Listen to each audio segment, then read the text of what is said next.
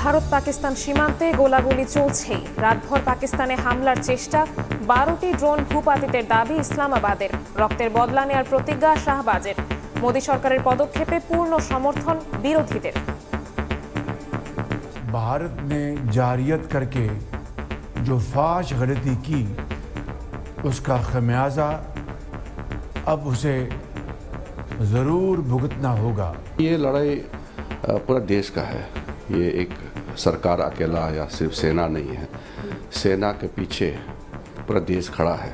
ऐसी चीज़ें हैं जो डिस्कस नहीं करनी है, तो बस सबने सपोर्ट करें। উত্তেজনা প্রশমনে সন্ত্রাসবাদের অভিযোগের নিরপেক্ষ তদন্ত চায় চীন। বাংলাদেশের সার্বভৌমত্ব রক্ষায় পাশে থাকার ঘোষণা রাষ্ট্রদূতের। Bangladesh has steadfastly upheld the One China principle, rejected the so-called Taiwan independence, and adhered to the principle of non-interference. দেখছিলেন প্রধান শিরোনাম। দুপুরের সময়ের সঙ্গে আছি আমি শবনব নিবিড় এবং আমি সাখাওয়াত হোসেন শাহ। এবার অন্যান্য শীর্ষ সংবাদ। অনুপ্রবেশ ঠেকাতে সীমান্তে টহল জোরদার বিজিবির। বিকেলের মধ্যে কৃষি সহ সব কাজ শেষ করার নির্দেশনা। চরাঞ্চলে বহিরাগতদের থাকায় নিষেধাজ্ঞা। আগে আওয়ামী লীগ করলেও অনিয়মের বিরুদ্ধে থাকা ব্যক্তিরা হতে পারবেন বিএনপির সদস্য, বললেন রিজভী। মান বাঁচাতে সরকারকে দ্রুত নির্বাচন দেওয়ার আহ্বান দুদুর। মানবতা বিরোধী অপরাধের মামলায় মৃত্যুদণ্ডের আদেশের বিরুদ্ধে এটিএম আজহারের আপিল শুনানি শেষ। রায় 27 মে। মুক্ত হয়ে দলে ভূমিকা রাখবেন আশা জামায়াত আমিরের। দেশ ছাড়লেন সাবেক রাষ্ট্রপতি আব্দুল হামিদ। মামলা থাকলেও বিমানবন্দর দিয়ে গেলেন ব্যাংকক। খুনিদের নিরাপদে দেশ ত্যাগের সুযোগ দেয়ায় হাসনাত আব্দুল্লাহর ক্ষোভ। এবং শেখ হাসিনার পর এবার ব্রিটিশ এমপি টিউলিপ সিদ্দিককে 14 মে দুদকে তলব। গুলশানের অবৈধভাবে ফ্ল্যাট নেয়ার নথি জব্দ করতে রাজউক চেয়ারম্যানকে চিঠি।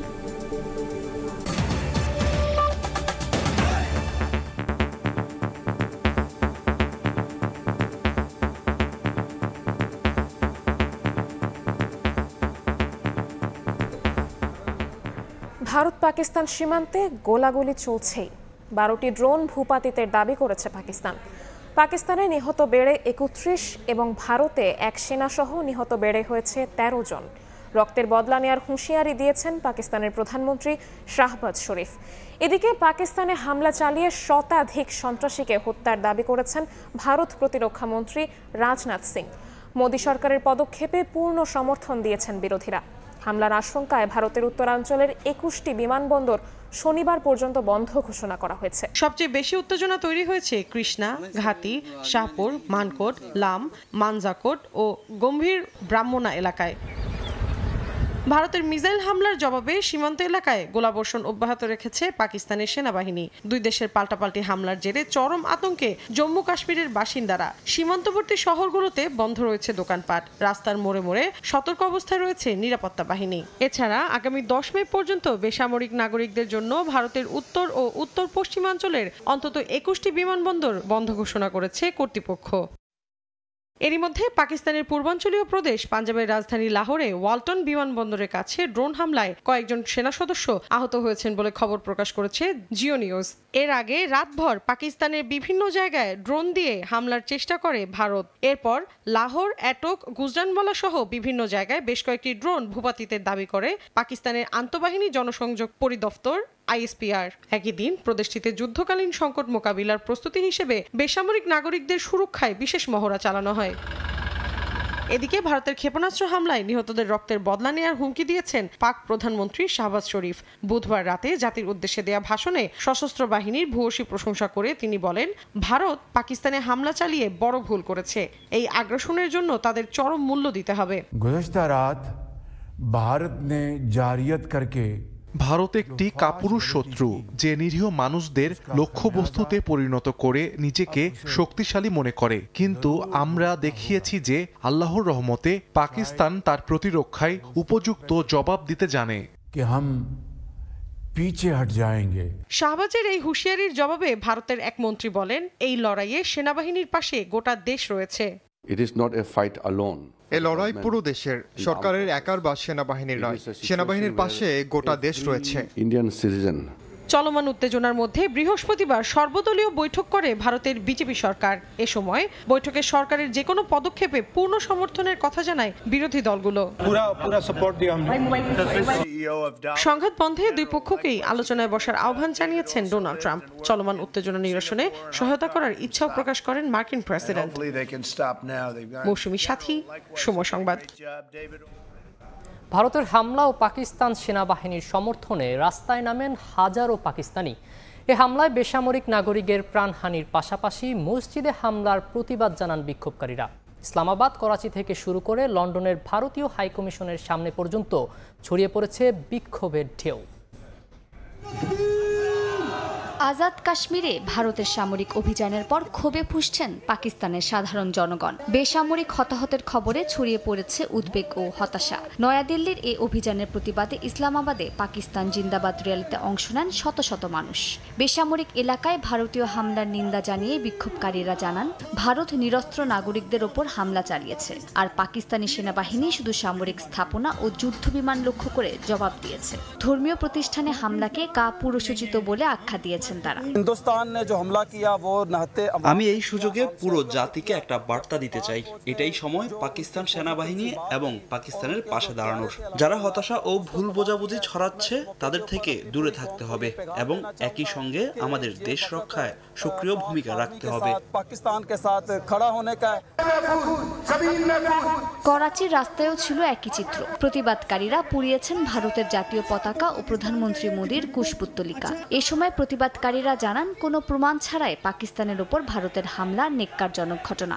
বারবার ভারতকে কাহা গয়া ভারতের এই হামলা নাটক ছাড়া কিছুই নয়। যদি তারা নিরপেক্ষ তদন্তে রাজি হতো তাহলে তাদের মুখোশ উন্মোচন হয়ে যেত। পাকিস্তান শান্তি চেয়েছিল, কিন্তু এখন জবাব দিতে বাধ্য। লন্ডনের ভারতীয় হাইকমিশনের সামনে জড়ো হন ইউরোপ প্রবাসী পাকিস্তানি বংশোদ্ভূতরা। তারা জানান, ইসলামাবাদ যুদ্ধ চায় না। ফিলিস্তিনের মতো যুদ্ধের শিকার সবসময় সাধারণ মানুষ হয় বলে ক্ষোভ প্রকাশ করেন তারা। আর ভারত পারমাণবিক যুদ্ধের শঙ্কাকে উস্কে দিচ্ছে বলেও মন্তব্য করেন এই প্রবাসী পাকিস্তানিরা। মালিহা সুহরাওয়ার্দী, সময় সংবাদ। পেহেলগামের প্রতিশোধ হিসেবে পাকিস্তানে বিমান হামলার পর ভারতের জাতীয় দৈনিকগুলোতে উঠে এসেছে বীরত্ব, প্রতিশোধ আর অভিযানের নায়ক প্রধানমন্ত্রী নরেন্দ্র মোদীর গুণগান। কিন্তু পাকিস্তানের পাল্টা হামলায় প্রাণহানি, ক্ষয়ক্ষতির খবরের প্রসঙ্গ নেই ভারতের মূলধারার দৈনিক পত্রিকায়। এছাড়া বিবিসি ও ডয়চে ভেলের প্রতিবেদনে তুলে ধরা হয়েছে ভারত ও পাকিস্তানের ছড়ানো বিভিন্ন মিথ্যা তথ্য। ভারতের জাতীয় দৈনিক পত্রিকাগুলোতে একের পর এক হেডলাইন। পাকিস্তানকে শাস্তি, পেহেলগামের বদলা, ন্যায় বিচার সম্পন্ন। সংবাদপত্রের পাতা যেন যুদ্ধ জয়ের জয়ধ্বনি। 26 लोग को ऐसे जानवर जैसा मारा है। পেহেলগামে 26 জনকে পশুর মতো হত্যা করা হয়েছিল। এর জবাব দিতেই হতো, না হলে বিশ্ব ভাবতো ভারত দুর্বল। যা হয়েছে ঠিকই হয়েছে। তবে গণমাধ্যমের প্রথম পাতায় স্থান পায়নি আজাদ কাশ্মীরে অপারেশন সিঁদুর সেনা অভিযানে নিহত হওয়া পাকিস্তানের বেসামরিক নাগরিকের খবর। এছাড়া বিভিন্ন গণমাধ্যম জানায়, ইসলামাবাদ নয়াদিল্লির 5টি যুদ্ধবিমান ধ্বংস করেছে। যদিও পাকিস্তান দাবি করছে, ভারতীয় সেনাঘাঁটি, বিমান ঘাঁটি ও সীমান্তে কয়েকটি স্থানে তারা পাল্টা হামলা চালিয়েছে। নিহত হয়েছেন কয়েকজন ভারতীয় নাগরিক। যদিও ভারত তা উড়িয়ে দিয়েছে ভুয়া প্রচার বলে। ডয়চে ভেলে ও বিবিসি ভেরিফাইয়ের তথ্যমতে সোশ্যাল মিডিয়ায় ছড়ানো বেশ কিছু ভিডিও অনেকটাই বিভ্রান্তিকর। পাকিস্তানের প্রতিক্রিয়ায় ভারতীয় জেট ভূপাতিত বলা হলেও সামাজিক যোগাযোগ মাধ্যমে ঘুরপাক খাওয়া ছবিগুলো অনেক পুরানো। এমনকি ভিডিও গেম ফুটেজও সত্যি ভেবে ছড়ানো হয়েছে। ডয়চে ভেলের ফ্যাক্ট চেক বলছে, পাকিস্তানও একইভাবে পুরানো ফুটেজ ও ভুল তথ্য ছড়িয়ে পরিস্থিতি ঘোলাটে করছে। বিশ্লেষকরা বলছেন, উভয় পক্ষই উগ্র জাতীয়তাবাদ ছড়াতে মিডিয়া ও সোশ্যাল প্ল্যাটফর্মগুলো ব্যবহার করছে। সত্য মিথ্যার সীমারেখা ঘোলাটে করে উস্কে দেয়া হচ্ছে যুদ্ধ মনোভাব। ডয়চে ভেলেকে একজন ফরাসি সাংবাদিক জানায়, পেহেলগাম হামলার পর থেকেই ভুল তথ্যের ছড়াছড়ি। এক পক্ষের বীরত্ব প্রচার আরেক পক্ষের শত্রু নির্মূল অভিযানের গল্পে ঢেকে দিচ্ছে সাধারণ মানুষের দুর্ভোগ। মালিহা সুহরাওয়ার্দী, সময় সংবাদ। ভারত পাকিস্তান সংঘাতে সন্ত্রাসবাদের অভিযোগের নিরপেক্ষ তদন্ত চায় চীন। সকালে বাংলাদেশ চীন কূটনৈতিক সম্পর্কের 50 বছর পূর্তিতে রাজধানীতে এক সেমিনারে একথা জানান ঢাকায় নিযুক্ত চীনা রাষ্ট্রদূত ইয়াও ওয়েন। এ সময় উভয় পক্ষকে সংযম প্রদর্শন ও উত্তেজনা বাড়িয়ে তোলে এমন পদক্ষেপ থেকে বিরত থাকার আহ্বান জানান। যে কোনো দেশকে চীন সম্মান জানায় উল্লেখ করে সার্বভৌমত্ব রক্ষায় বাংলাদেশের পাশে থাকার আশ্বাস দেন রাষ্ট্রদূত। রাখাইনে মানবিক করিডোরের আলোচনায় চীন জড়িত নয় বলেও জানান তিনি। পাশাপাশি একই সঙ্গে রোহিঙ্গা সংকট সমাধানে জোর দেন ইয়াও ওয়েন।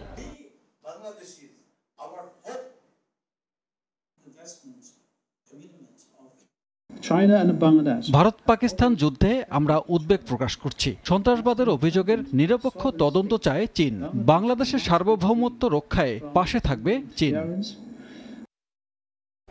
ভারত পাকিস্তান সংঘাতের মধ্যে অবৈধ অনুপ্রবেশ ঠেকাতে সীমান্ত এলাকায় টহল জোরদার করেছে বিজিবি। সকাল 8টা থেকে বিকেল 5টার মধ্যে কৃষি সহ অন্যান্য কাজ করার নির্দেশ দেওয়া হয়েছে। পাশাপাশি বিকেলের পর নদীতে মাছ ধরা, যাত্রী পারাপার, চর এলাকায় বহিরাগতদের থাকতে নিষেধ করা হয়েছে। এদিকে স্বরাষ্ট্র উপদেষ্টা জাহাঙ্গীর আলম চৌধুরী বলছেন, সংঘাত চললেও বাংলাদেশের সীমান্তে কোনো অস্থিরতা নেই। দেশের অভ্যন্তরীণ নিরাপত্তার স্বার্থে সীমান্ত এলাকার মসজিদে চলছে মাইকিং, জোরদার করা হয়েছে টহল।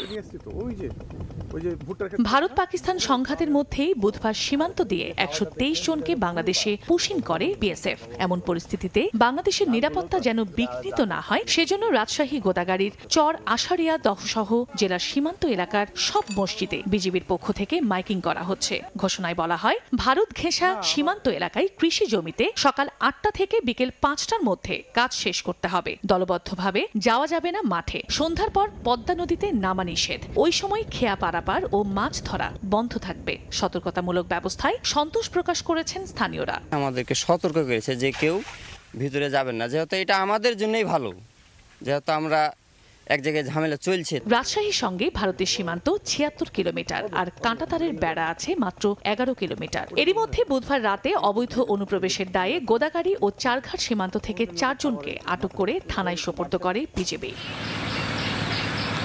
দক্ষিণ পশ্চিমাঞ্চলে সীমান্ত জেলা সাতক্ষীরাতেও বর্ডার গার্ড অব বাংলাদেশের টহল জোরদার করা হয়েছে। বাড়ানো হয়েছে গোয়েন্দা তৎপরতা। এই মুহূর্তে পরিস্থিতি স্বাভাবিক আছে, আমাদের এই যে বৈকারি যে এলাকাটা স্বাভাবিক আছে। এদিকে দিনাজপুরে এক অনুষ্ঠানে স্বরাষ্ট্র উপদেষ্টা জাহাঙ্গীর আলম চৌধুরী বলেছেন, ভারত পাকিস্তান সংঘাত হলেও বাংলাদেশের সীমান্তে কোনো অস্থিরতা নেই। সীমান্তের কৃষকরা নিশ্চিন্তে কাজ করতে পারবেন। এখানে কোনো ভীতির কোনো কারণ নেই। আমাদের এই বর্ডার সম্পূর্ণ সিকিউর, এখানে কোনো ধরনের কোনো সমস্যা নেই। তারা ভালোভাবে ধান কাটতে পারবে। এর আগে বুধবার অবৈধ অনুপ্রবেশ ঠেকাতে সব সীমান্ত জেলার পুলিশ সুপারকে সতর্ক থাকার নির্দেশ দিয়েছেন আইজিপি। সর্বোত্তম চেষ্টা করব। চন্দ্রা বিশ্বাস, ববি, সময় সংবাদ। আগে আওয়ামী লীগ করলেও যারা দুর্নীতি অনিয়মের বিরুদ্ধে সরব ছিলেন তারা বিএনপির সদস্য হতে পারবেন বলে জানিয়েছেন দলটির যুগ্ম মহাসচিব রুহুল কবির রিজভী। নয়াপল্টনে কেন্দ্রীয় কার্যালয়ে সংবাদ সম্মেলনে তিনি জানান, আগামী 15 মে থেকে 15 জুলাই পর্যন্ত বিএনপির প্রাথমিক সদস্য সংগ্রহ নবায়ন কার্যক্রম চলবে।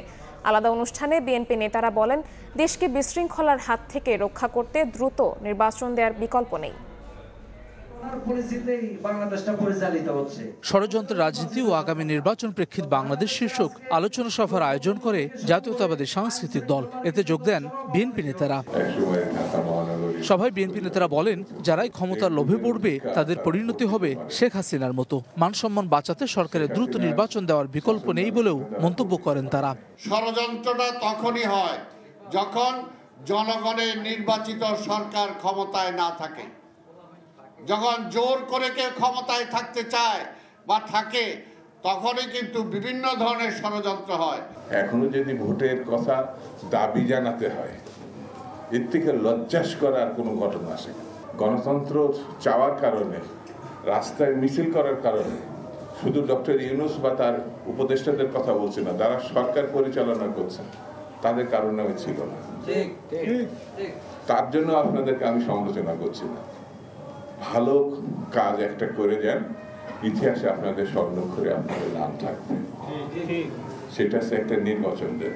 একই দিন নয়াপল্টনে বিএনপির কেন্দ্রীয় কার্যালয়ে সংবাদ সম্মেলনে দলটির সিনিয়র যুগ্ম মহাসচিব রুহুল কবির রিজভী জানান, আগামী 15 মে থেকে 15 জুলাই পর্যন্ত প্রাথমিক সদস্য সংগ্রহ নবায়ন কার্যক্রম চালাবে বিএনপি। বলেন, আগে আওয়ামী লীগ করলেও দুর্নীতি অনিয়মের বিরুদ্ধে যারা সরব ছিলেন তারাও হতে পারবেন বিএনপির সদস্য। কেউ দীর্ঘদিন রাজনীতি করেনি, অথবা আওয়ামী লীগের আমলেও যারা হয়তো একসময় আওয়ামী লীগ করতেন, কিন্তু আওয়ামী লীগের এই দুঃশাসন, আওয়ামী লীগের বর্বরোচিত কর্মকাণ্ড, লুটপাট, টাকা পাচার এটাকে পছন্দ করেনি, মানে যারা করেনি এই ধরনের মানুষ, তারা আগেই আওয়ামী লীগ থেকে সরে গেছেন, তারা আসতে পারবে না।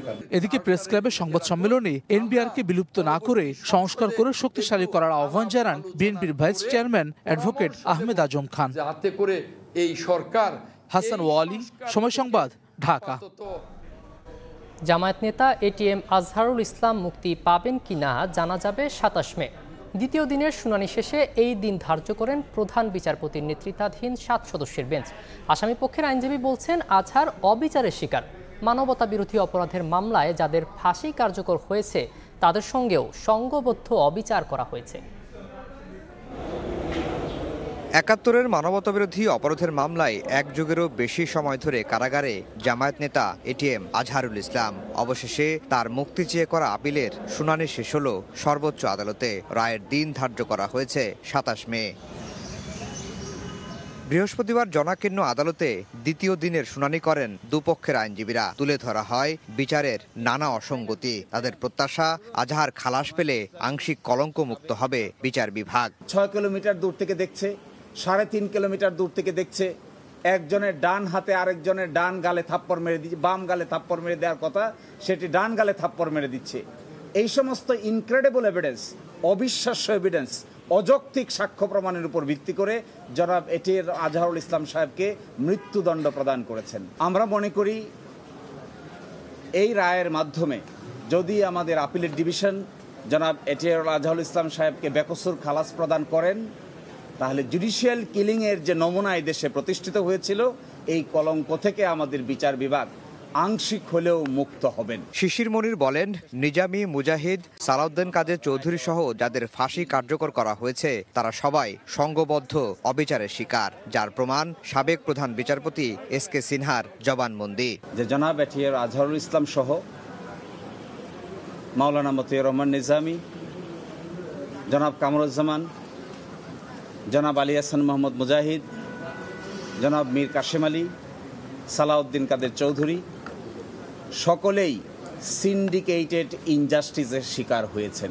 জনাব এসকে সিনহা সাবেক প্রধান বিচারপতি নিজেই স্বীকার করেছেন যে আমি যখন এই আলোচনা করছি তৎকালীন প্রধানমন্ত্রীর সাথে, তো ইতোমধ্যে স্কাইপ কেলেঙ্কারি পাবলিশ হয়ে গেছে। তখন আমি নিজামুল হক নাসিম সাহেবকে ডেকে জিজ্ঞাসা করলাম, তিনি শুধু চান আপিল বিভাগে চলে আসার জন্য।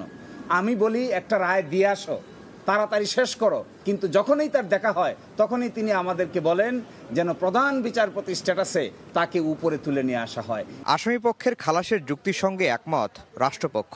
তারা মনে করেন আইনের অপব্যবহার করেছিল পুরনো ট্রাইব্যুনাল। 2011 সাল থেকে 2024 সালের এই পুনর্গঠিত ট্রাইব্যুনালের আগে যে বিচারগুলো হয়েছে, আমরা সবসময় বলছি যে এই বিচার সঠিক হয়নি, সেখানে আসামিরা ন্যায় বিচার পায়নি। 2014 সালের 30 ডিসেম্বর আজহারকে মৃত্যুদণ্ড দেন আন্তর্জাতিক অপরাধ ট্রাইব্যুনাল। এর রায় বহাল থাকে আপিল বিভাগেও।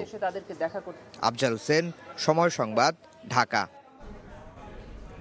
জুলাই গণহত্যার বিচার না হলে দেশে ফ্যাসিবাদ আরও ভয়ঙ্কর রূপে ফিরে আসবে বলে মন্তব্য করেছেন জামায়াত ইসলামের আমির ডক্টর শফিকুর রহমান।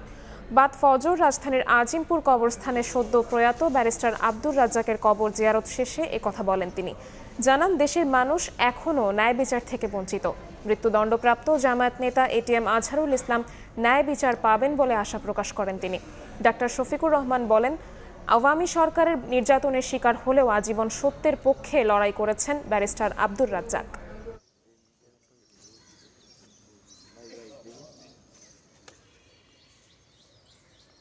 আশা করি যে তিনি ন্যায় বিচার পাবেন ইনশাআল্লাহ, এবং তিনি অচিরেই মুক্ত হয়ে আমাদের বুকে ফিরে আসবেন। এই যে 24-এর আন্দোলনে যারা শহীদ হলো, যারা পঙ্গু আহত হলো, তারা যেন ন্যায় বিচারটা পায়। এই ন্যায় বিচার যদি নিশ্চিত হয় তাহলে আগামীতে কোনো জালিমের জন্ম এই দেশে হবে না। কিন্তু যদি ন্যায় বিচার নিশ্চিত না হয় তাহলে দফায় দফায় জালিম আরো ভয়ঙ্কর রূপ ধারণ করে জাতির সামনে আসবে। গণঅভ্যুত্থানে সরকার পতনের 9 মাস পর দেশ ছাড়লেন সাবেক রাষ্ট্রপতি মোহাম্মদ আব্দুল হামিদ। রাত ৩টা ৫ মিনিটে শাহজালাল আন্তর্জাতিক বিমানবন্দর থেকে থাই এয়ারওয়েজের ফ্লাইটে তিনি দেশ ছাড়েন। বিমানবন্দর সূত্রে জানা গেছে, থাই এয়ারওয়েজের TG ৩৪০ নম্বর ফ্লাইটে ব্যাংককের উদ্দেশ্যে ঢাকা ছাড়েন আব্দুল হামিদ। তার বিরুদ্ধে বৈষম্য বিরোধী ছাত্র আন্দোলনে হামলার ঘটনায় কিশোরগঞ্জ সদর থানায় বিস্ফোরক আইনের একটি মামলা রয়েছে। মামলাটিতে সাবেক প্রধানমন্ত্রী শেখ হাসিনা, শেখ রেহানা, সজীব ওয়াজেদ জয়, সাইমা ওয়াজেদ পুতুল, ওবায়দুল কাদেরের নামও রয়েছে। এদিকে খুনিদের নিরাপদে দেশ ত্যাগের সুযোগ দেয়ায় ক্ষোভ জানিয়েছেন হাসনাত আব্দুল্লাহ। ফেসবুকে দেয়া এক স্ট্যাটাসে আওয়ামী লীগের বিচারে সরকারের ভূমিকা নিয়েও প্রশ্ন তোলেন তিনি। শেখ হাসিনার পর এবার ব্রিটিশ এমপি টিউলিপ সিদ্দিককে জিজ্ঞাসাবাদের জন্য তলব করেছে দুদক। তার বিরুদ্ধে ইস্টার্ন হাউজিংকে অনৈতিক সুবিধা দিয়ে ঘুষ হিসেবে ফ্ল্যাট নেওয়ার প্রমাণ পাওয়ার কথা জানিয়েছে সংস্থাটি। আগামী 14 মে টিউলিপ সিদ্দিককে দুদকে হাজির হতে বলা হয়েছে। তার গুলশানের বাসার ঠিকানায় চিঠি পাঠানো হয়েছে। একই অভিযোগে রাজুকের সাবেক সহকারী আইন উপদেষ্টা শাহ খসরুজ্জামান ও সরদার মোশাররফ হোসেনকেও হাজির হতে নোটিশ দিয়েছে সংস্থাটি। এদিকে ফ্ল্যাটটির নথি জব্দ করতে তদন্তকারী কর্মকর্তা রাজুক চেয়ারম্যানকে চিঠি পাঠানো হয়েছে। গত 15 এপ্রিল প্লট অবৈধভাবে হস্তান্তরের ব্যবস্থা করিয়ে ইস্টার্ন হাউজিং লিমিটেডের কাছ থেকে ঘুষ হিসেবে একটি ফ্ল্যাট নেওয়ার অভিযোগ টিউলিপ সিদ্দিক সহ রাজুকের 2 কর্মকর্তার বিরুদ্ধে মামলা করে দুদক। তীব্র গ্যাস সংকটে জ্বলছে না চুলা, কঠিন হয়ে পড়েছে রান্না। রাজধানীর কোনো এলাকায় প্রায় 1.5 বছর ধরে গ্যাস নেই, অথচ প্রতি মাসে গুনতে হচ্ছে বিল। এ নিয়ে ক্ষোভের শেষ নেই গ্রাহকদের। সীমাবদ্ধতা স্বীকার করে তিতাসের পরামর্শ, যেসব বাসাবাড়িতে দীর্ঘদিন ধরে গ্যাস থাকছে না সেসব গ্রাহকদের সংযোগ না রাখাই ভালো। বিস্তারিত তাসনিয়া নিশাত মিমের রিপোর্টে। রাজধানীর মগবাজারের দিলু রোডের বাসিন্দা এই গৃহবধূ সকাল থেকেই রান্নার সব প্রস্তুতি নিয়ে গ্যাসের অপেক্ষায়, কিন্তু চুলা জ্বালাতে গিয়ে দেখেন গ্যাস নেই। 24 ঘন্টার মধ্যে 1 ঘন্টাও গ্যাস আসে না। একই অবস্থা রাজধানীর সেন্ট্রাল রোড, কাঁঠাল বাগান, কলা বাগান, মিরপুর সহ বিভিন্ন এলাকায়। বাধ্য হয়ে অনেকেরই রান্না করতে হচ্ছে সিলিন্ডার কিংবা বৈদ্যুতিক চুলায়।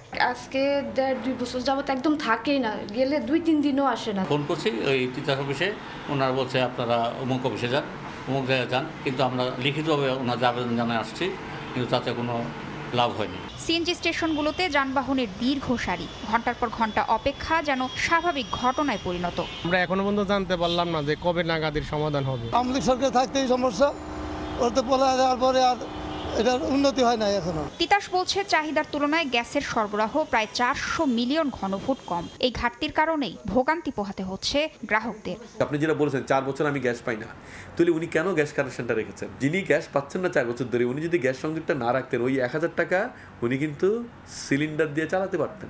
আমাদের প্রচুর অফিসারের বাসায় গ্যাস কানেকশনও আছে, সিলিন্ডারও আছে। আমি বলবো ওনাদেরকে আপাতত বিকল্প দিয়ে চালার চেষ্টা করেন আপনারা, তারপরে ইনশাল্লাহ ধাপে ধাপে আমরা উন্নতি করছি। এই জ্বালানি বিশেষজ্ঞ বলছেন, সংকট মোকাবিলায় দেশে আরও ভূগর্ভস্থ গ্যাস অনুসন্ধান ও উত্তোলনের বিকল্প নেই। বাংলাদেশে কিন্তু গ্যাসের অভাব থাকাটা জাস্টিফাইড না, কারণ এখানে আমাদের দেশের যে গ্যাসীয় ভূগর্ভের যে গ্যাসের অবস্থান সেটা খুব সন্তোষজনক। পৃথিবীর যে সমস্ত জায়গা বদ্বীপ এলাকা বলে পরিচিত, বাংলাদেশ সেরকমই একটা জায়গা। এখানে যথেষ্ট অনুসন্ধান করলে এখানে যথেষ্ট গ্যাস উঠে আসার সম্ভাবনা খুবই ভালো। গ্যাস সংকটের কারণে শিল্প উৎপাদনও ব্যাহত হচ্ছে চরমভাবে। তাসনিয়া নিশাত মিম, সময় সংবাদ, ঢাকা। বাঙালির চিন্তা ও মননের প্রাণপুরুষ কবিগুরু রবীন্দ্রনাথ ঠাকুরের 164তম জন্মবার্ষিকী আজ। 1861 সালের এমনই এক তপ্ত বৈশাখে বাংলার আকাশে উদিত হয়েছিল যে রবির কিরণ। নানা সংকটে আর সম্ভাবনায় সে আলোয় আজও পথ দেখে বাংলার মানুষ। গান, কবিতা, গল্প আর উপন্যাসের মতো রবীন্দ্র সাহিত্যের এক বিরাট অংশ জুড়ে রয়েছে কবির লেখা পত্রাবলী, যার পরিমাণ 5000-এরও বেশি। আনন্দ, ভালোবাসা, প্রেম, বিরহ, দুঃখ কিংবা শোক, বিচিত্র আবেগে পত্রে যতটা উন্মোচিত রবীন্দ্রনাথকে পাওয়া যায় তা যেন আর কোথাও নেই। তাই তো তার না থাকার এত কাল পেরিয়ে এসে আজও গভীর আবেগে লেখা তার স্মৃতিকাতর চিঠিগুলো পাঠককে নিয়ে যায় এক চির বিস্ময়ের জগতে। মহাসমুদ্রের মতো তার সৃষ্টির মাঝে যেন ঠাঁই মেলে না, তবু তার কাছেই ফিরে যাওয়া। চিঠি তার এক উজ্জ্বল সমৃদ্ধ প্রান্ত, যেখানে বিচিত্র আবেগে তিনি যেন সব হিসেব নিকেশ ভুলে নিজেকে মেলে ধরেছেন ধরনীর অসীমতার মাঝে। পৃথিবীতে অনেক মহামূল্য উপহার আছে, তার মধ্যে সামান্য চিঠিখানি কম জিনিস নয়। জীবনের বিচিত্র অনুভব, ব্যক্তি জীবনের ছায়া আর পৃথিবী প্রেমের যে বিপুল ধারায় অনর্গল প্রবাহিত হয়েছেন তিনি, তা অবলীলায় অক্ষর সাজিয়েছেন পত্রে। চিঠিপত্রের মধ্যে ব্যক্তি রবীন্দ্রনাথ উপস্থিত। রবীন্দ্রনাথের যে ব্যক্তি মানুষ, রবীন্দ্রনাথের মধ্যে যে কষ্ট, দুঃখ, তার যে স্নেহ, আদর বা তার রাগ, বিরাগ বা তার যে উপলব্ধিগুলো, ব্যক্তি উপলব্ধি, সেইটি আর কোথাও প্রকাশ অতটা হয়নি। জীবনের গভীরতম ভাষ্যে লেখা তার অসংখ্য চিঠির মাঝে ছিন্নপত্র যেন এক নীরব নিস্তরঙ্গ ঢেউ। হাউস বোটে বসে দেখেছেন নদীর দুতীরের দৃশ্যপট, হাটের মানুষজন, কোনো বালিকা বধূর শ্বশুর বাড়ি যাওয়া, অথবা শুনেছেন জীবনের গলগুঞ্জন। রবীন্দ্রনাথের কলমে প্রকৃতির এমন উদার বাক্যহীন স্পর্শ আর কোনো বর্ণনায় পাওয়া যায় না। একটা গাছ বড় হওয়ার জন্য যেমন একটা বিশাল পরিবেশ লাগে, রবীন্দ্রনাথ ঠাকুর তেমনি এই পূর্ববঙ্গে এসে নিজেকে যেন খুঁজে পেলেন। হ্যাঁ, নিজের ভিতরের যে অস্তিত্বটা আছে, তিনি কেন জন্ম নিয়েছেন, কেন তিনি এই পৃথিবীতে বাঁচবেন, বৃহৎ পরিসরে তার কী কর্তব্য, সেই কর্তব্যটা তিনি যেন এখানেই এসে তিনি সেই এটা পেয়েছেন, নিজের সত্যবোধ যেটা, সেটাই খুঁজে পেয়েছেন। সাহিত্যের সকল প্রান্তে রবির কিরণ গায়ে মেখে পাঠক যখন গভীর আবেগে লেখা তার চিঠির দিকে প্রদীপ ফেলে, দেখতে পায় জগতের চিরবিস্ময় স্থির হয়ে অপেক্ষায় আছে। মামুনুর রশিদ পনেল, সময় সংবাদ, ঢাকা। বিশ্বকবি রবীন্দ্রনাথ ঠাকুরের ১৬৪তম জন্মজয়ন্তী উপলক্ষে নওগাঁর পতিশরে বসেছে ৭ দিনব্যাপী গ্রামীণ মেলা। থাকছে দিনভর নানা সাংস্কৃতিক অনুষ্ঠান। বিস্তারিত জানাতে এই মুহূর্তে পতিশরে আছেন রিপোর্টার MR রকি। সরাসরি যাচ্ছি তার কাছে। নওগাঁর পতিশর বিশ্বকবির স্মৃতির জন্য একটি নামকরা এবং খ্যাতিমান জায়গা হিসেবে পরিচিতি পেয়েছে, কারণ এই পতিশরে কবি পা ফেলেছিলেন। পা ফেলার পর থেকে এখানে তিনি রচনা করেছেন বিখ্যাত উপন্যাস এবং এছাড়া ছোট গল্প, শিশু সাহিত্য, একাধিক গল্প উপন্যাসের কারণে এই পতিশর কিন্তু অনেকটাই বিখ্যাত হয়ে রয়েছে। এবং প্রতি বছর বিশেষ করে 25শে বৈশাখ এলে এই পতিশর কিন্তু নতুন আঙ্গিকে এই এলাকার মানুষ কবিকে কিন্তু ভিন্নভাবে স্মরণ করে থাকে। এবার 7 দিন ব্যাপী একটি মেলার আয়োজন করা হয়েছে, সে সাথে দিনভর সাংস্কৃতিক যে কর্মকাণ্ড সেটিও হাতে নেওয়া হয়েছে। 3টার পর মূল অনুষ্ঠানটি তারা পরিচালনা করবেন। তবে আমরা দেখেছি এই গ্রাম অঞ্চলে কবি সেই যে সময় পা ফেলেছিলেন, সেই সময়টাতে এই এলাকার কৃষি খাত, এখানকার শিক্ষা, এখানকার জীবন জীবিকার সঙ্গে কবি কিন্তু নিবিড়ভাবে জড়িয়ে গিয়েছিলেন। ফলে কিন্তু এই জীবনধারার সঙ্গে কবির যে একটা আত্মিক টান সেটা তৈরি হয়েছিল। অন্যদিকে কিন্তু এই অনুন্নত এলাকায় কবির কিন্তু নোবেল জয়ের টাকা এই কৃষি খাতে কিন্তু তিনি বিনিয়োগ করেছিলেন। এই টাকা ব্যয় করার কারণে কিন্তু কৃষি খাতকে এই অঞ্চলে একটা নতুন রূপ পেয়েছিল। এই কারণেও এই এলাকার মানুষ কবিকে একটা ভিন্ন আমেজে প্রতি বছর বৈশাখের 25শে বৈশাখ যখনই আসে তখন কিন্তু এই এলাকার মানুষ উজ্জীবিত হয়ে ওঠে এবং নানাভাবে তাকে স্মরণ করে থাকে। এবারও ঠিক একই অবস্থা, 7 দিন ব্যাপী এই মেলায়, লোকজ মেলা, তারপরও কিন্তু কবিকে ভিন্নভাবে স্মরণ করার জন্য আতিথেয়তা, বিভিন্ন পালা পার্বণ চলছে। এই ছিল সার্বিক নওগাঁর কবির জন্ম জয়ন্তীর খবর আমার কাছে। সরাসরি ছিলাম নওগাঁর পতিশরে। শেখ হাসিনার আমলে ডলারের আসল বিনিময় হার চেপে রেখে করা হয় কৃত্রিম মূল্য নির্ধারণ। উদ্দেশ্য একটি গোষ্ঠীকে পাচারের সুবিধা দেয়া, আর এই কাজটি হতো নিয়ন্ত্রক সংস্থাগুলোকে দিয়ে। এমন অভিযোগ আর্থিক খাত সংশ্লিষ্টদের। তাদের অভিমত, ডলারের দাম বাজার ভিত্তিক না করায় আসেনি কাঙ্ক্ষিত মাত্রায় রেমিটেন্সও। এভাবেই অর্থনীতিকে চাপে ফেলা হয়েছিল বলে মত অর্থনীতিবিদদের। বিস্তারিত কাজল আব্দুল্লাহর রিপোর্টে। বিগত সরকারের আমলে ডলারের বিনিময় হার চেপে রেখে কৃত্রিম মূল্য নির্ধারণের যে অভিযোগ, তার চিত্র স্পষ্ট কেন্দ্রীয় ব্যাংকের দেয়া তথ্য বিশ্লেষণে। আওয়ামী সরকারের টানা 4 বার ক্ষমতা গ্রহণের প্রথম মেয়াদ শেষে 2015 সালে টাকার অবমূল্যায়ন ছিল 10.95%। পরের 5 বছর শেষে 8.02% এবং শেষ 5 বছরে দাঁড়ায় 41.5%। বিনিময় হার চেপে রাখার কারণে কোভিড এর পর হঠাৎ একেবারে বড় ধরনের ডলারের দাম বৃদ্ধি ব্যয় বাড়িয়ে দেয় জীবনযাত্রায়। এমন পরিস্থিতির জন্য আওয়ামী সরকারের দায় ছিল বলে মনে করেন অর্থনীতিবিদরা। হঠাৎ করেই 15 টাকা থেকে 20 টাকায় নেন অথবা 30 টাকায় নিয়ে নেন বা 25 টাকায় নেন, ইন দ্যাট কেস একটা বড় একটা ধাক্কা এসে পড়ে আপনার উপরে। ব্যাংক খাতের কোনো পরামর্শ কেন্দ্র ব্যাংক গ্রহণ করেনি বলে জানান সংশ্লিষ্টরা। আস্তে আস্তে যদি আমরা ডলারটাকে একটু এপ্রিসিয়েট করতাম মার্কেটের সাথে, তাহলে আমাদের অ্যাডজাস্ট হতো আমাদের সবাই। আমরা সবসময় কিন্তু ব্যাংকিং কমিউনিটি থেকে এই জিনিসটাকে ওপেন করার জন্য বলে আসছি। অন্তর্বর্তী সরকার দায়িত্ব নেওয়ার পর রেমিটেন্সে যে গতি এসেছে তা আগে ছিল না। ডলারের দাম বাজারে ছেড়ে দেয়া ও হুন্ডি ব্যবসা থমকে যাওয়ায় এই আস্ফালন বলছেন অর্থনীতিবিদরা। ডলার বাইরে থেকে আসতে পারত, তার থেকে কম আনার জন্য আপনি নেতিবাচক প্রণোদনা দিয়েছেন একদিকে, অন্যদিকে বেশি খরচ করার জন্য আপনি ইতিবাচক আপনি প্রণোদনা দিয়েছেন, ডলারের দাম কম রেখেছেন। সেটার কারণে বছর বছর কি হয়েছে, ব্যয় বেশি হয়েছে, আয় কম হয়েছে ডলারের দিক থেকে। বিনিময় হার নিয়ে সরকারের এমন নীতির ফলে দেশের বাণিজ্য, বিনিয়োগ ও কর্মসংস্থানের ক্ষতি হয়েছে বলে মত ব্যবসায়ীদের। বিনিয়োগ না হওয়া মানে আমাদের ডোমেস্টিক প্রোডাকশন যদি না বাড়ে তাহলে আমাদেরকে অটোমেটিক্যালি ডলার প্রাইস যতই বাড়ুক না কেন আমাকে তখন কিন্তু আমদানি নির্ভর হতে হয়। ঋণের তৃতীয় ও চতুর্থ কিস্তি ছাড়ের শর্ত হিসেবে ডলারকে শতভাগ বাজার ভিত্তিক করতে IMF এর চাপ কৌশলে সামাল দেওয়ার কথা বলছেন ব্যবসায়ী ও অর্থনীতিবিদরা। কাজল আব্দুল্লাহ, সময় সংবাদ, ঢাকা।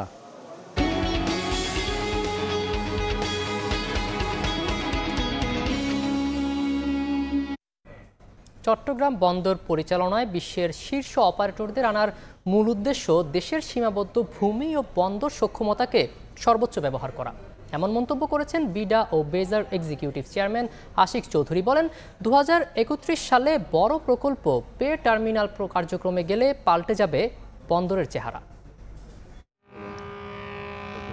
কর্ণফুলী নদীর মোহনায় ও বঙ্গোপসাগর উপকূলে গড়ে উঠছে নানা টার্মিনাল। এতে চট্টগ্রাম বন্দরের সক্ষমতা বাড়ার পাশাপাশি খুলবে বিদেশি বিনিয়োগের অপার সম্ভাবনার দুয়ার। বৃহস্পতিবার সকালে লালদিয়া কন্টেইনার টার্মিনাল পরিদর্শনে যান বিডা ও বেজার চেয়ারম্যান আশিক চৌধুরী এবং প্রধান উপদেষ্টার প্রেস সচিব শফিকুল আলম। 46 একর জমির উপর নির্মিত টার্মিনাল পরিদর্শন শেষে বিডার চেয়ারম্যান বলেন, বন্দর পরিচালনায় বিশ্বের টপ অপারেটররা আসলে বন্দরের সক্ষমতার সর্বোচ্চ ব্যবহার করা যাবে, বাড়বে বিনিয়োগও। ওয়ার্ল্ডের যারা টপ পোর্ট অপারেটর তাদেরকে আনার আমাদের মূল উদ্দেশ্য হচ্ছে যে আমাদের যেহেতু আমাদের ল্যান্ড লিমিটেড, আমাদের ক্যাপাসিটি লিমিটেড, সেই লিমিটেড ক্যাপাসিটিকে যাতে আমরা বেস্ট ইউটিলাইজ করতে। পরে কর্ণফুলী টানেল এলাকায় ফ্রি ট্রেড জোনের জমি পরিদর্শন করে দলটি যান বঙ্গোপসাগর উপকূলে বে টার্মিনালেও। জানান 2031 সালে এটি অপারেশনে গেলে পাল্টে যাবে বন্দরের চেহারা। প্রাথমিকভাবে বিনিয়োগ হবে $2 বিলিয়ন। 4টি টার্মিনাল চালু হলে কর্মসংস্থান হবে 25,000 মানুষের। পিএসএ এবং ডিপি ওয়ার্ল্ড রাফলি $1 বিলিয়ন করে এই প্রজেক্টে ইনভেস্ট করবে এবং আমরা আশা করছি যে 2030-এর দিকে আমরা এই পোর্টগুলোকে চালু করতে পারবো। এখন যেই জাহাজগুলো আসে তার প্রায় 3-4 গুণ একটা জাহাজে নিতে পারে। এতে আমাদের পরিবহন কস্ট কমে যাবে এবং একই সাথে আমাদের এফিসিয়েন্সি বাড়বে।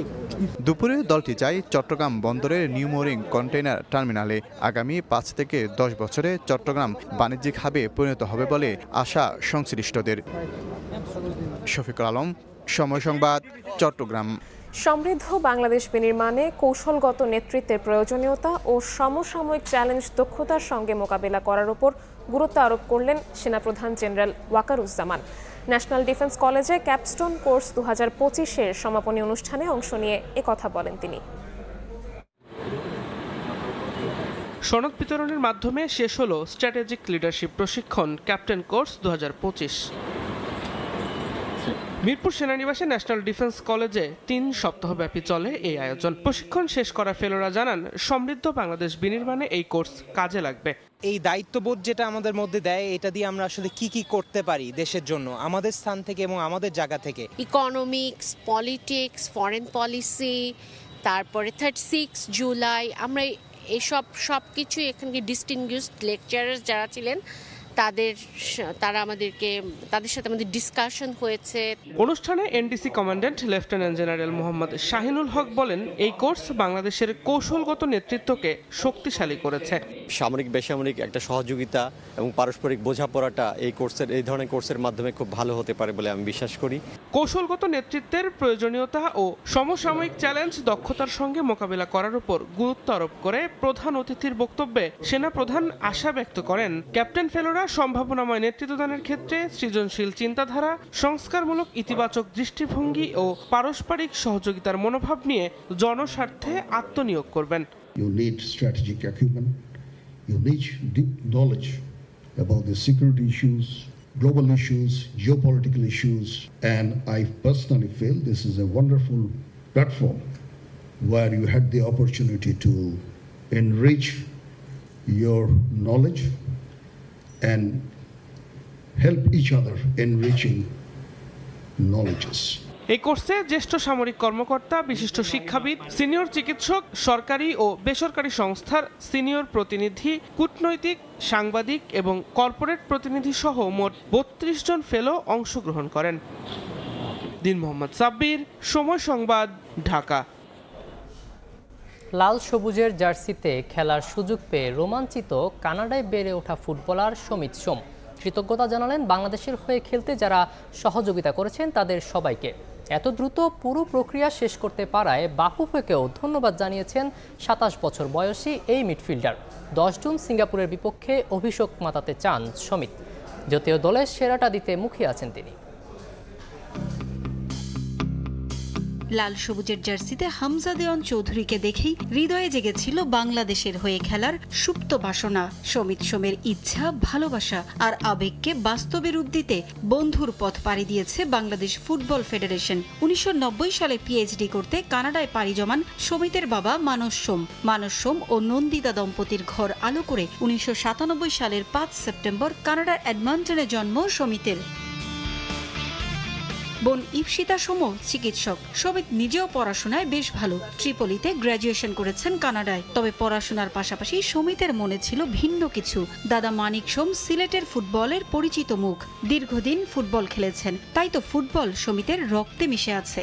জন্ম নিবন্ধন, কানাডা সকার অ্যাসোসিয়েশনের ছাড়পত্র, পাসপোর্ট সবশেষ ফিফার অনুমোদন, নানা ধাপ পেরিয়ে কানাডার জাতীয় দলের হয়ে 2টি ম্যাচ খেলা সমিত এখন বাংলাদেশের।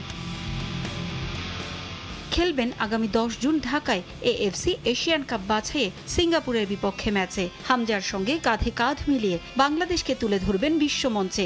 দেশের ফুটবলকে এগিয়ে নিতে পালন করবেন অগ্রণী ভূমিকা। লাল সবুজের জার্সিতে খেলার আরাধ্য স্বপ্ন পূরণ হওয়ার খবরে রোমাঞ্চিত সমিত। কানাডা থেকে কৃতজ্ঞতা জানিয়েছেন স্বপ্ন পূরণের দীর্ঘযাত্রায় যারা পাশে থেকে প্রতিটি ধাপে সহযোগিতার হাত বাড়িয়ে দিয়েছেন তাদের। Very excited to represent Bangladesh at the international level in football.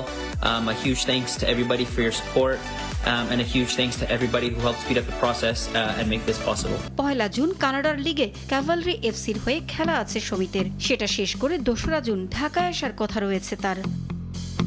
Parvin Akter, সময় সংবাদ। নানা উদ্যোগে অন্যবারের তুলনায় এবছর গতি ফিরেছে হজ কার্যক্রমে। এখন পর্যন্ত সুষ্ঠু ব্যবস্থাপনায় হজের কাফেলায় সৌদি আরব পৌঁছেছেন 34,014 জন।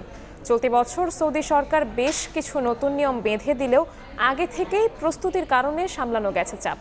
পুরাতন আইনের কারণে নানা চ্যালেঞ্জ মোকাবিলা করতে হচ্ছে জানিয়ে হাব বলেছে, সৌদির হজ ও ওমরা নীতিমালার সঙ্গে সঙ্গতি রেখে সংস্কার করতে হবে হজ ও ওমরা আইন।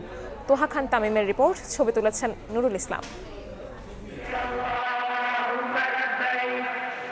দেশের উত্তরের প্রত্যন্ত অঞ্চল থেকে এসেছেন বয়োজ্যেষ্ঠ এ হজযাত্রীরা। এহরাম বাঁধার নির্দিষ্ট স্থান না হলেও মনের আকুতি আর পূর্ব প্রস্তুতি হিসাবে সেলাইবিহীন 2টি কাপড় জড়িয়ে শুভ্রতার মিছিলে নিজেকে সামিল করার চেষ্টা। এক জীবনের লালিত স্বপ্ন বাস্তবায়ন হতে যাচ্ছে, তাই সৃষ্টিকর্তার ঘরকে লাব্বাইক আল্লাহুম্মা লাব্বাইক ধ্বনিতে মুখরিত করার অপেক্ষা। হজযাত্রার 2 থেকে 3 দিন আগেই আশকোনা হজ ক্যাম্পে চলে আসেন হজযাত্রীরা। রোমিং সুবিধা বৃদ্ধি, নতুন অ্যাপসের উদ্বোধন, পরিচ্ছন্ন পরিবেশে ক্যাম্পে অবস্থান, কার্যক্রমের সহজীকরণে আগের থেকে হজ কার্যক্রমে গতি এসেছে বলে জানান যাত্রীরা। বই পুস্তকে পড়েছি আর সেইটিতে বাস্তবে যাব বা সেটা দেখবো, এটা তো কত অনুভূতি সেটা আমি কাউকে বোঝাতে পারবো। ইহরাম বাঁধার পরে নিজের মধ্যে একটা হজের অনুভূতি সৃষ্টি হয়। আগে আমি আসছি 17 সালে, তখনকার পরিবেশ আর এখনকার পরিবেশ অনেক পার্থক্য আছে। এবার প্রায় 3 মাস আগেই ক্যাম্পে প্রবেশ আর বের হওয়ার জন্য ব্যবস্থা নেয় কর্তৃপক্ষ। হাজার হাজার যাত্রীর চলাফেরা নির্বিঘ্ন করতে কাওলার অংশে নতুন রাস্তা তৈরি করা হয়। একমুখী চলাচলে যাত্রী ও স্বজনদের ভোগান্তি নেমেছে শূন্যের কোটায়। বিমান বাংলাদেশ সহ 3টি এয়ারলাইন্স পরিবহন করছে যাত্রীদের। দেশ থেকে নির্বিঘ্নেই পৌঁছাতে পারছেন মক্কা ও মদিনায়। অপেক্ষা করছেন। হজ অফিসের পরিচালক জানান, এবার সৌদির অংশে ভিসা সংক্রান্ত তথ্যের হালনাগাদ করায় জটিলতা তৈরি হয় ভিসা প্রাপ্তি নিয়ে। তবে তা ধীরে ধীরে স্বাভাবিক হচ্ছে বলেও জানান তিনি। 2-1টা এজেন্সির 2-1টি ভিসা রয়েছে এবং সেগুলোকে আমরা চেষ্টা করছি যে ভিসা হওয়া মাত্রই যেন তাদেরকে নিকটবর্তী যে কোনো ফ্লাইটেই তাদেরকে প্রেরণ করে দেওয়া যায়। হাব বলছে, সৌদি সরকারের সঙ্গে সামঞ্জস্য রেখে সংস্কার করতে হবে হজ ও ওমরা আইনের। আমাদেরকে ভবিষ্যতে আরও 2000 কোটি নিয়ে কাজ করা লাগতে পারে। সৌদি সরকারের সেই সকল সিদ্ধান্তের সাথে সমন্বয় রেখে আমাদের হজ ওমরা আইনটা সংস্কার এখন সময়ের দাবি। সংশ্লিষ্টরা জানান, যাত্রী ও স্বজনদের জন্য নামাজঘর, ওয়েটিং রুম সহ হজের কার্যক্রমে গতি আনবে এমন বেশ কিছু উদ্যোগ থাকবে আগামীর হজযাত্রায়। দেশের বিভিন্ন জেলা থেকে আসা ধর্মপ্রাণ সাধারণ মানুষের চাওয়া, জীবনের কষ্টার্জিত সঞ্চয় করা হজের কার্যক্রমে যেন কোনো কালিমা লেপন না করতে পারে দুষ্টচক্র। একই সাথে হজ যেন কবুল হয় সৃষ্টিকর্তার দরবারে। তোহা খান তামিম, সময় সংবাদ, আশকোনা হজ ক্যাম্প, ঢাকা। এ পর্যায়ে শীর্ষ সংবাদগুলো জানিয়ে দিচ্ছে আরেকবার। অনুপ্রবেশ ঠেকাতে সীমান্তে টহল জোরদার বিজিবির। বিকেলের মধ্যে কৃষি সহ সব কাজ শেষ করার নির্দেশনা। চরাঞ্চলে বহিরাগতদের থাকায় নিষেধাজ্ঞা। এবং আগে আওয়ামী লীগ করলেও অনিয়মের বিরুদ্ধে থাকা ব্যক্তিরা হতে পারবেন বিএনপি সদস্য, বললেন রিজভী। মান বাঁচাতে সরকারকে দ্রুত নির্বাচন দেওয়ার আহ্বান দুদুর।